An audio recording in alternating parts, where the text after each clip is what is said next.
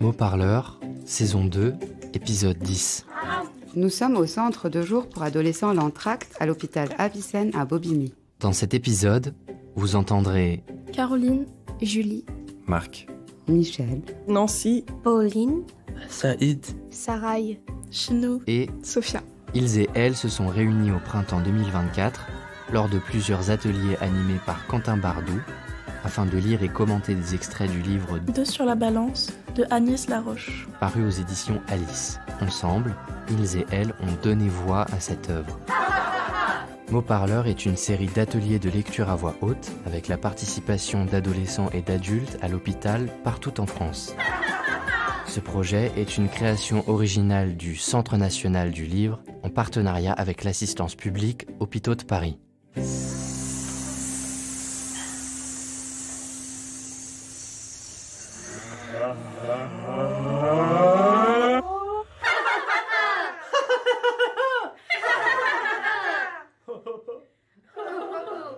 Et on essaye d'avoir vraiment les lèvres bien tendues vers l'avant. Mouah. Voilà.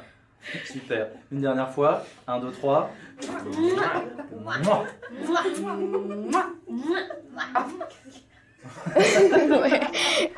On va chanter du rap aujourd'hui. Je me sens comme une rappeuse. Il me faut le casque. C'est tout. Yo. Yo, yo, yo. On va lire un livre qui s'appelle Deux sur la balance. Premier chapitre. Je vais commencer moi, Saraï de Los Angeles. On va voir. C'est bon, tout est bon. Chapitre 1. 8h01. On vient d'échouer en salle 312. Gourmel, droite derrière son bureau, sort un bouquin de son cartable. le livre, le chef-d'œuvre sur lequel nous allons travailler ces 2 prochaines semaines. Moby Dick, une baleine blanche sur la couverture. La prof brandit le livre en évitant de croiser mon regard, parce qu'elle sait bien qu'au bahut, tout le monde m'appelle cachalot. Cachalot, en fait, parce que baleine, baleine, c'est déjà pris. Baleine, je ne lui adresse pas la parole, pas plus qu'aux autres, en tout cas. Les cachalots, c'est silencieux. Les yeux brillants, gourmande, Gourmel nous résume le roman. Je reçois une gomme sur l'épaule droite et j'entends Kevin derrière moi. Hé, cachalot, ça parle trop de toi, là. Rire. Je ne bronche pas, j'ai l'habitude. Je cherche en vain une position confortable. J'ai mal au dos ce matin, mal aux abdos aussi, un peu comme si j'avais fait du sport. Du sport, moi, très drôle. Je finis par me caler sur mon siège et, au lieu d'écouter l'autre énervé qui s'agite devant nous, je m'absente. Je deviens transparente. En dépit de mes 90 kilos. 90, ce n'est plus tout à fait juste, parce que ce week-end, j'ai franchi la barre des 91. Pourquoi est-ce que tu manges autant? Me demande inlassablement ma psy. Je ne sais pas. Cette prise de poids, on dirait que ça t'amuse. Soupire la diététicienne à chaque séance quand je monte sur la balance. Mais non, ça ne m'amuse pas. C'est plus fort que moi. C'est tout. Et comment s'est passée pour toi la lecture de ce matin, Saraï? C'était bien, c'était cool, on peut dire. Ouais, le fait de reprendre. Oui, c'était bien. Parce que moi, j'ai dû lire le premier chapitre où il y avait où tout commençait, toutes les informations et tout ça. Donc, j'ai dû lire beaucoup de fois le premier chapitre. Je me souviens à un moment où ils disent cachalot parce que baleine non, baleine c'est déjà pris par un autre garçon. Et on voit que elle dit que les cachalots eux-mêmes, c'est silencieux, ils parlent pas entre eux, seulement ça. Et que... Qu'est-ce que ça raconte d'elle, ça? Bah, on voit que elle est très... elle est pas trop sûre d'elle-même, on peut dire. La fille, on voit que la fille... Elle n'est pas aidée. Voilà. Non, je trouve pas des mots. On voit que la fille, elle est pas à l'aise. Elle est pas à l'aise sur elle-même, sur son corps. En plus qu'elle a vécu la mort de sa jumelle. et que j'ai compris à un moment qu'elle mange trop pour pas se ressembler à sa jumelle. Parce que elle pense que ses parents la voient comme sa jumelle parce que sa mère, des fois, elle se trompe dans son prénom.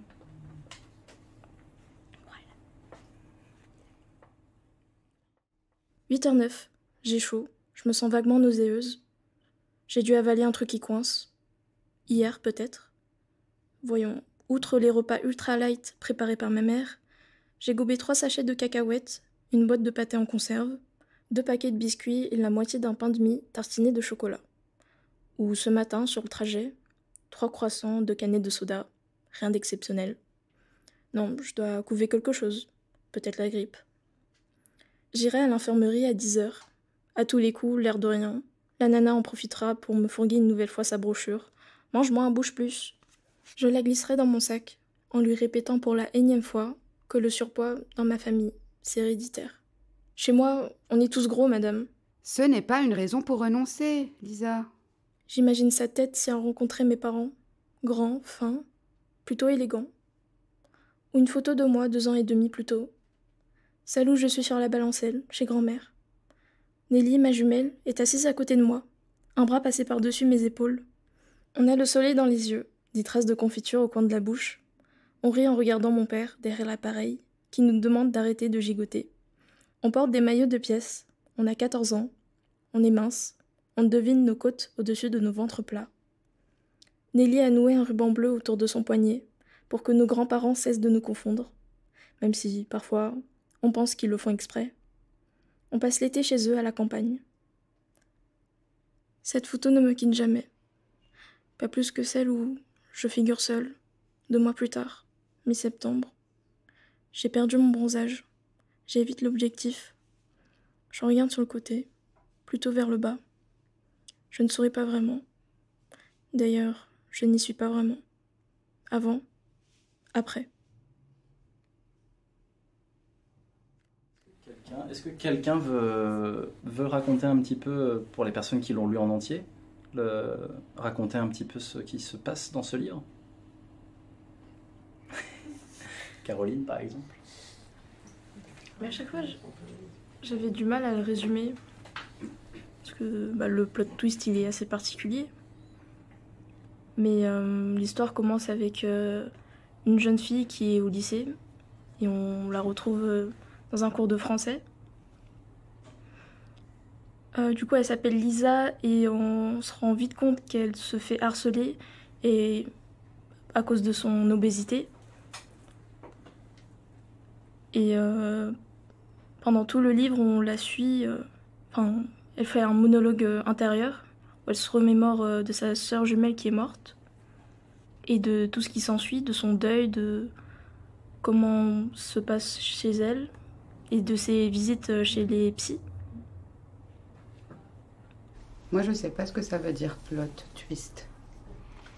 Un plot twist, c'est un événement dont on s'attend pas du tout. Donc c'est une sorte de surprise. Et Caroline, tu veux bien continuer? C'est quoi le plot twist? Du coup, pendant son cours de français, Lisa se plaint beaucoup de ses maux de ventre et de son mal de dos. Et quand c'est enfin la récréation, du coup, elle essaye d'aller aux toilettes. Sauf que à ce moment-là, dans les couloirs, elle perd les os. En fait, elle était enceinte. Elle était en train d'accoucher. Peut-être qu'on peut juste dire que quand même c'était juste raconter qu'elle était allée dans un centre, qu'elle avait rencontré un garçon qu'elle aimait bien, pour ne pas qu'on puisse imaginer autre chose. Et comme Lisa, du coup, Lisa est obèse, sa mère l'a inscrite dans un centre pour maigrir. Et là-bas, elle a rencontré un garçon qu'elle aimait bien. Même si elle le considérait comme un ami, ils ont passé une nuit ensemble.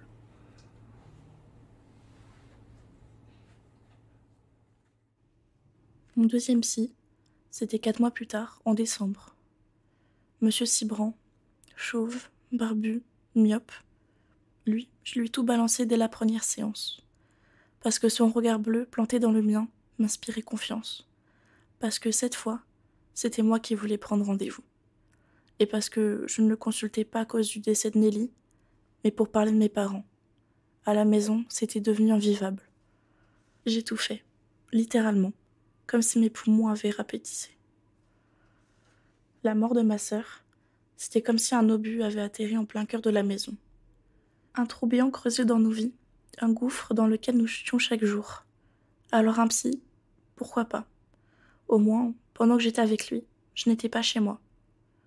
À peine assise, j'ai dit d'une traite. Ma jumelle est morte pendant les vacances. On faisait du vélo sur un terrain de crosse. On était seuls. On chronométrait nos temps dans une descente hyper abrupte. J'avais le chrono. Je voulais que Nelly batte notre record. Alors j'ai crié « Plus vite, Nelly! Plus vite, fonce !» Elle accélérait comme une dingue. Et elle est tombée la tête sur un rocher. Voilà. Ta sœur te manque? Je n'ai pas répondu. J'étais trop occupée. À conjuguer « je me manque, tu me manques, elle me manque, nous nous manquons, vous me manquez, elle me manque ». À me demander pourquoi personne n'avait posé cette question toute bête depuis 5 mois. À me retenir de pleurer. Mon père n'arrête pas de crier, ma mère veut que je mange davantage. Tu n'as plus d'appétit? Si... Enfin... Non, je sais pas. L'ambiance est pourrie à la maison. Les repas sont sinistres. Il manque une assiette sur la table, on ne s'habitue pas. Je me sens trop mal pour avaler quoi que ce soit. Et dans mon nouveau bahut, je connais personne. Alors m'asseoir toute seule au self. Non merci, je préfère éviter. Est-ce que tu as des bouffées d'angoisse, mal au ventre, des difficultés pour inspirer à fond? Oui. Il a posé ses 2 mains sur ses genoux. Ok. Écoute, c'est tout bête, mais si tu t'alimentes de nouveau correctement, tes symptômes vont en partie disparaître. Tu te nourris peu, tu manques probablement de calcium, de magnésium, des nutriments qui aident ton corps à se détendre et à fonctionner normalement. Mange. Crois-moi, ça ne réglera pas tout, mais ce sera un bon début. Ce jour-là, il m'a sans doute donné pas mal d'autres conseils, mais j'ai tout oublié. Sauf ce « mange ». Crois-moi, ça ne réglera pas tout, mais ce sera un bon début. Qui n'est pas tombé dans l'oreille d'une sourde, que j'ai interprété à ma façon. À quel moment tu as eu le plus d'empathie pour ce personnage? Je sais pas trop, peut-être pour le deuil de sa sœur, je pense. Qu'est-ce que ça t'a fait de la jouer chez le psy? C'est un peu bizarre, mais j'ai l'impression que c'était comme d'habitude. C'est un peu pas entre guillemets comme si j'étais Lisa, mais rien de choquant, quoi. Tu veux dire que c'est un peu familier? Ce qu'elle raconte? Oui, aussi. Comment est-ce qu'on explique que Lisa, elle parle pas de ses difficultés aux autres? Je pense que déjà, accepter tout ce sentiment, c'était déjà pas facile. Et puis parler à quelqu'un d'à côté, ça remue un peu les émotions. Puis c'est pas toujours aussi simple, surtout si tu tombes sur une personne qui est pas trop compréhensif ou...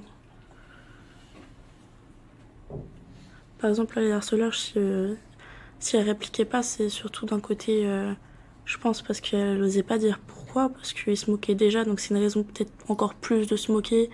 S'il se permet de jouer sur ça, ils n'ont pas honte à faire sur ces problèmes aussi.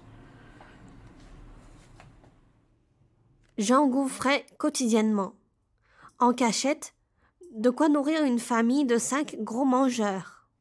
Charcuterie, viennoiserie, bonbons, pain, laitage, mastiquer, avaler, respirer, mastiquer, avaler, respirer, mastiquer, ne plus penser, me sentir lourde, mais plus légère aussi.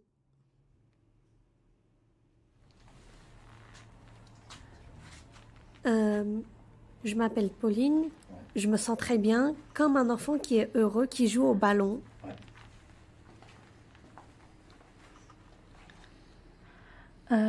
Tout le monde se moque d'elle par rapport à son physique. Mais sauf que Et il ne savait pas ses difficultés par rapport à les difficultés de sa vie. Personne ne savait comment expliquer que... Parce que personne ne le sait qu'elle a des difficultés. Tu saurais dire c'est quoi les difficultés de Lisa dans le livre? Qu'elle a perdu sa sœur jumelle. Elle se sent pas bien parce qu'elle a perdu sa sœur jumelle. Elle était inquiète. Et tout le monde ne savait pas son histoire avec sa sœur jumelle. Et du coup, il se moque par rapport à son physique. Merci.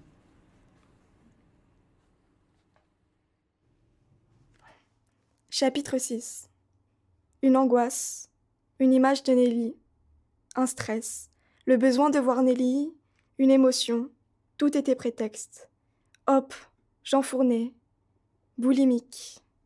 J'avais établi mon diagnostic grâce à un forum dédié à la santé, sur Internet. J'y avais découvert que certaines filles se faisaient vomir pour que leur corps ne stocke pas les milliers de calories avalées. J'en étais incapable, et je n'en avais pas envie. Je crois que je préférais garder des traces. Ça tombait bien. Des traces, il y en avait. Des kilos en veux-tu en voilà, que je dissimulais sous des vêtements un peu amples, qui sont longtemps passés inaperçus, jusqu'à l'épisode du maillot de bain. Ma mère m'attendait devant la cabine d'essayage. Quand j'ai tiré le rideau, vêtue du modèle qui m'allait le moins mal, elle a écarquillé les yeux. Trop de cuisses, trop de hanches, trop de ventre, trop de seins. Elle n'a fait qu'un seul commentaire. Je crois que tu serais plus jolie avec un maillot une pièce. De retour à la maison, elle m'a demandé de monter sur la balance. Tu as pris un peu de poids, chérie, non? 68 kilos au compteur, soit 12 kilos de plus que 6 mois plus tôt. Elle était surprise. J'ai faim de l'être aussi. Elle a voulu me réconforter. Ce sont des choses qui arrivent à l'adolescence parfois. Écoute, on attend septembre. Tu vas peut-être fondre pendant l'été. À la rentrée, si besoin, je te prends rendez-vous chez une diététicienne, ok? Ok. J'ai passé mes premières grandes vacances sans Nelly chez mes grands-parents. Un supplice. Bilan, plus 3 kilos en 2 mois, la tête de ma mère. Sophia. Moi j'ai pris du plaisir. Ouais, j'ai pris du plaisir ce matin à interpréter Lisa. Je me suis sentie à l'aise et c'était sympa. C'était bien. Lisa, dans le livre, elle explique qu'à un moment, elle se coupe des réseaux sociaux. Elle ne recharge plus son téléphone. Et la question que je vous posais, c'était de savoir si ça vous paraissait bizarre et si ça vous était déjà arrivé de vous couper comme ça des réseaux sociaux. Je pense que Lisa, elle fait ça parce que c'est pour se protéger. Se protéger de qui? Des mauvaises personnes qui peuvent la dénigrer. En gros, elle se punit à cause des autres. Parce que peut-être elle ressent une douleur ou... En tout cas, elle ressent un mal-être à cause des autres. Peut-être elle trouve pas sa place. Donc celle qui subit. Peut-être c'est trop pour elle, du coup elle décide de se protéger, de s'éloigner. C'est parce que c'est pas sain. Est-ce que toi, ça t'est déjà arrivé d'arrêter tous les réseaux? Ouais, parce que j'étais trop accro. Ah, ouais. Donc c'est quelque chose que tu peux comprendre? Non. Parce que moi, je l'ai fait pour d'autres raisons. Non, je veux dire de se couper, d'avoir besoin de se couper des réseaux, c'est quelque chose. Parce que ça peut être nocif. Quand c'est une utilisation trop élevée, faut prendre des choix et arrêter pour son bien-être. Moi, si j'ai arrêté, c'est pour mon bien-être. Et tout le monde autour m'incitait, non, arrête pas tout ça, mais moi, j'avais mes propres raisons. Bon, après, ça n'a pas tenu longtemps, mais ouais, j'avais la volonté de m'occuper autrement. Et il y a une vérité, c'est que les adolescents, ils sont méchants entre eux des fois. Quand t'es différent et que t'es pas pareil que les autres et t'as une différence qui se voit, les gens, ils vont mettre certaines personnes à l'écart. J'ai déjà assisté à des gens qui se faisaient harceler, et moi, ça m'a rendu ouf. Parce que voir ça de mes propres yeux, Ça m'a mis hors de moi en vrai. Les autres autour de moi, Kevin, Lola, Babette, Yasmine, Judy, Antoine, Abdou, Théo. Je les envie. J'envie leur bavardage, leur vanne vaseuse, leur SMS.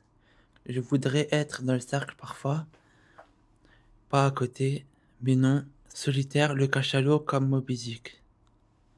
Vers le milieu de l'année, quand j'ai franchi la barre des 80 kilos, mes parents ont décidé de m'envoyer dans un centre de cure diététique en Provence avec des jeunes de mon âge, obèses comme moi. J'ai dit non. Merci. Est-ce que quelqu'une d'autre ou quelqu'un d'autre veut dire comment ça s'est passé ce matin? Ouais, Saïd. Ouais, je suis bien. Ouais, Saïd. Moi, j'ai bien aimé. On parlait des prénoms, tout ça, des élèves dans le livre. Et il y avait Cachalot, tout ça. Et voilà. Et du coup, moi, ça m'a fait un plaisir de lire le livre. Je trouve que c'était intéressant. Donc voilà. Pourquoi est-ce que... Enfin, qu'est-ce qui vous intéressait dans ce livre au moment où je voulais pitcher, où je vous ai un peu résumé rapidement de quoi ça allait causer? Savoir c'est quoi. Savoir c'est quoi. Savoir c'est quoi? Le livre, je voulais comprendre. Qu'est-ce que ça veut dire, ça? De sur la balance. C'est pour ça que ça m'intéresse. Surtout pour le titre. Juste comprendre.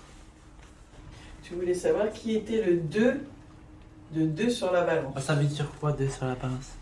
Alors c'est quoi? C'est Lisa et ses amis. Alors, est-ce que c'est Lisa et ses amis alors? Les autres, vous en pensez quoi? Ça peut signifier deux choses. La première, c'est Nelly, sa jumelle et Lisa sur une sorte de... sur la balance, donc une balançoire en quelque sorte. Ou soit dans la deuxième, ça peut être son bébé et Lisa. Lisa et son bébé.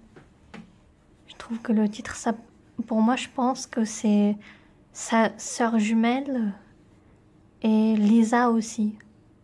Je pense que 2 sur la balance, c'est son enfant qu'elle porte. Et aussi sa sœur aussi qui est morte. Ils ne m'ont pas forcé, mais ils m'ont demandé de voir un psy. Le 3e. J'ai accepté, c'était un moindre mal, et j'en avais peut-être besoin. Madame Hervé. La cinquantaine, petite, brune, les yeux très vifs, des fossettes, le rire facile, direct, très direct. Ma mère lui avait raconté mon histoire au téléphone, alors on est entré tout de suite dans le vif du sujet. Lisa, tu as perdu ta sœur jumelle dans un accident voilà 20 mois. Tes parents et toi avaient fait face avec les moyens qui sont les vôtres. Pour ta part, tu as choisi un relatif isolement et tu as pris 24 kilos. 25. Ok, 25. Pourquoi? Je sais pas. Enfin, au début, ça me faisait du bien. Ça calmait mes angoisses, ma tristesse. Quand je mangeais, je pensais à rien. Tu manges quoi? Des saloperies. Sucrées, salées, peu importe. Je sens à peine le goût. Donc, au début, dis-tu, ça calmait tes inquiétudes. Et aujourd'hui? Je sais pas. Je suis moins anxieuse. Ou plutôt, je me sens anesthésiée. Je n'éprouve plus grand-chose, mais je mange encore plus. C'est comme un mécanisme que je peux plus stopper. J'y pense toute la journée. Je passe mon temps à attendre le prochain moment où je vais pouvoir manger. Je voudrais que ça s'arrête. Je me suis tue. J'avais envie de pleurer. Elle m'a souri. On va s'en tenir là? Je voudrais que ça s'arrête. C'était la première fois que je prononçais ces mots. Et peut-être juste pour faire le lien avec le thème, vous vous souvenez du thème de ce podcast? C'était sur le corps. Oui. Le corps. Et alors, c'était sur la peur et sur la pluie. et Sur le corps. pourquoi ce livre il fait partie de ceux qui ont été proposés dans la thématique du corps? Parce que c'est le livre, il est basé sur ça, sur la nourriture, sur les commentaires des autres. par rapport à leur physique, de comment ils sont, ça, quand ils mangent. Voilà. Ça parle de prise de poids et donc le corps échange. Et même le fait d'avoir un bébé, même si pour le coup là c'est un déni de grossesse, bah, le corps échange, elle a pris du poids. Pendant le cours de français, elle est malade, enfin elle se sent malade. Parce que les camarades, ils se moquent par rapport à son physique. Elle a aussi des difficultés privées pour elle. Peut-être ce que Pauline, tu dis, c'est que le corps, c'est très intime et c'est privé et c'est difficile de partager des choses avec les autres concernant son corps. Oui, parce que c'est sa vie privée.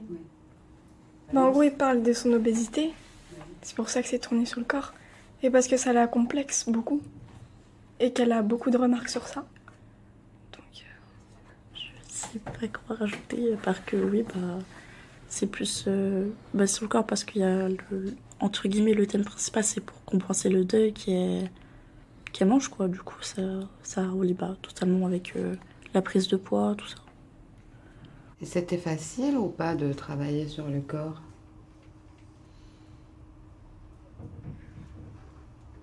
Qu'est-ce que ça vous a fait, vous, de cette thématique-là ? Au début, j'avais un peu peur. Je ne savais pas comment on allait aborder le sujet. C'est assez vaste. C'est sûr qu'au début, on était tous un peu confus. On se disait comment on va aborder ça. Enfin, surtout quand on venait d'avoir, parce qu'on connaissait presque pas trop le texte. Donc, on savait pas à quel moment ça allait lier, on comprenait pas trop. Puis même, souvent, c'est des choses délicates. Du coup, on sait pas trop si ça va être bien abordé, si la façon d'écriture va nous plaire ou... Et toi, Chino, tu trouves ça comment ? Le livre, moi j'aime bien parce qu'il est très réaliste en soi, à part le fait de ce que j'ai parlé après Mathieu, parce que du coup ça, entre guillemets, efface tout ce qu'il y a avant, un peu, comme pour remettre la faute un peu sur la grossesse, et que c'est entre guillemets lié à ça et qu'on oublie un petit peu, quoi. Mais sinon je trouve que c'est assez bien écrit et c'est des choses où des gens ils peuvent beaucoup... pas se relier, mais les gens peuvent se repérer dans le personnage ou comprendre la situation. Bah moi j'ai une certaine pudeur avec le corps. Mais tant que c'est pas moi qui raconte ma vie, ça va. Julie, tu veux conclure en disant ce que ça t'a fait de travailler sur le thème du corps ? Nous, on a senti que c'était difficile quand même, ce thème-là. Pour tout le monde. Hein. Parce que c'est très intime, le corps. Tu as envie d'en dire quelque chose ? Je crois qu'au début, on était tous un peu gênés. Quelque sorte gênés parce que c'est pas quelque chose, le corps, c'est pas quelque chose, on en parle... surtout que c'est intime parce que c'est pas quelque chose qu'on en parle et après, au fur et à mesure, ça allait. Quand on a commencé à lire le livre... Je faisais partie d'un groupe de 12, tous arrivés le même jour au centre thermal de l'Estérol le 10 juillet. Rien que des cachalots, 7 filles et 5 garçons de 14 à 17 ans. Pour une fois, je n'étais pas la plus grosse. Sauf abandon de notre part, nous devions rester 6 semaines. 6 semaines de rééducation nutritive. 6 semaines de repas diététiques et individualisés. Pris en commun. 6 semaines de réadaptation progressive à l'effort. 6 semaines de suivi santé. 6 semaines d'ateliers pédagogiques cuisine. Animés par une diététicienne. 6 semaines d'activités ludiques et culturelles favorisant le rétablissement du lien social. 6 semaines à l'écart de toute tentation. La première supérette était à 12 bornes et nous n'avions pas le moindre moyen de locomotion à notre disposition. Heureusement, j'avais prévu des munitions pour tenir le choc au début. J'avais glissé dans ma valise des sachets de cacahuètes, des boîtes de pâté, des barres chocolatées et des abricots secs. Manque de bol, nos encadrants avaient demandé à nos parents l'autorisation écrite de jeter un œil dans nos bagages. Autorisation accordée. Une fois délestée de mes précieux trésors, je me suis retrouvée seule dans ma piaule. Je me suis dit que je n'y arriverais jamais. La vie en groupe, les repas light, le sport. Et aussitôt après, j'ai pensé, pas grave, je tiens 6 semaines et je reprends comme avant. Bref, avec cet état d'esprit, c'était mal parti. N'empêche, j'ai adoré ces 6 semaines. Le centre était planté au pied des Alpilles, cerné par des champs d'oliviers, bercé par les cigales, baigné de soleil. Le groupe était plutôt sympa, les activités plutôt cool, les repas plutôt bons. On était occupés sans arrêt, pas vraiment le temps de cogiter et je pensais à Nelly, moins souvent que d'habitude. Je supportais bien la privation, je savais qu'elle serait passagère. Et je me disais que quand je serais prête, vraiment prête, je reviendrai. Résultat, j'ai perdu 5 kilos, une moyenne honnête apparemment, mais ça, je crois que je m'en foutais. Non, le mieux là-bas, c'était Mathieu. Qu'est-ce que ça t'a fait de lire ce livre? Moi, je trouvais ça très touchant. Oui. Très touchant parce que le harcèlement, c'est un sujet... comment dire... c'est touchant parce que le harcèlement, c'est pas quelque chose qu'on parle. Et du coup, avec moi, en plus, j'en ai vécu, je sais ce que c'est. Je sais que c'est pas facile. Et surtout, moi, j'ai été moquée sur le physique.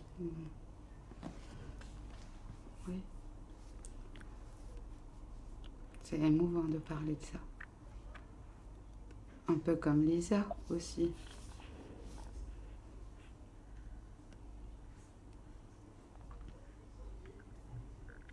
À chaque fois que tu lis ce passage du livre et que tu lis le livre, ça te rappelle cette histoire? Pas forcément, mais je sais pas si ça me fait rappeler cette histoire, mais après, j'ai pas que vécu ça, j'ai aussi vécu quand j'étais au collège, voilà. Mais je pense que je pense que ce livre, c'est comme, je sais pas, c'est comme un peu une certaine de soutien. Moi, de toute façon, je l'ai lu une fois. Oui, Je l'ai lu une fois, mais dans le peu que j'ai vachement aimé, pardon, parce que je suis en train de bégayer, c'est le fait que, je sais pas, mais... Je sais pas comment expliquer, mais c'est vrai que ça parle du harcèlement, c'est vachement intéressant que ça parle du harcèlement, parce que ça peut t'ouvrir les yeux sur... Donc ça ouvre les yeux? Moi, je pense que oui, ça ouvre les yeux sur le harcèlement aussi. Mais ça ouvre aussi des vannes. Oui, des moqueries auxquelles que nous on peut aussi s'identifier dans le livre aussi, qu'on peut très bien vivre ce que Lisa a vécu aussi. Ok. Qu'importe là où je vais, tant que j'ai l'audace de tenir la main de l'autre pour aimer le temps qui passe. Dans tout ce que je fais, l'âge et l'amour s'embrassent. Qu'elle soit mienne ou qu'elle soit vôtre, la vie nous dépasse. Que vendrá, escribo mi camino sin pensar, ¿dónde acabará? Que vendrá, escribo mi camino. Si me pierdo es que ya me he encontrado y sé que debo continuar. Bravo. Merci.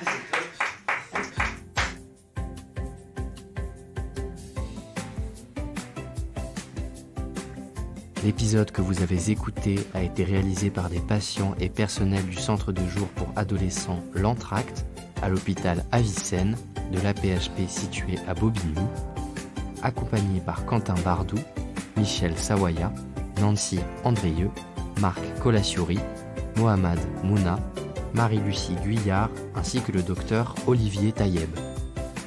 Voix du générique Solal Biget-Logre, finaliste 2023 du concours Si on lisait à voix haute, prise de son et montage Benoît Artaud.